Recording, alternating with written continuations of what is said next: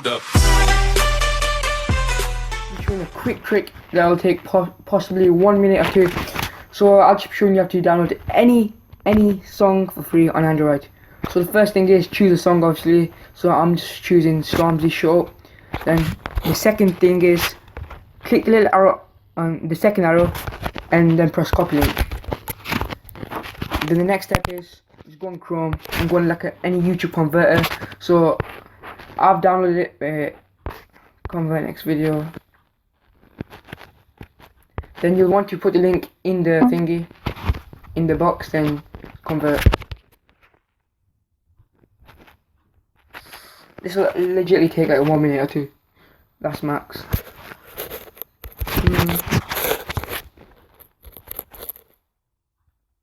Then you'll want to press continue and download. We'll play file I've downloaded already.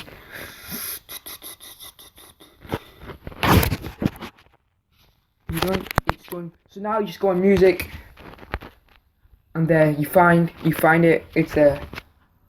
Guys, hope you enjoyed the video. Just a short little trick on how to download free music.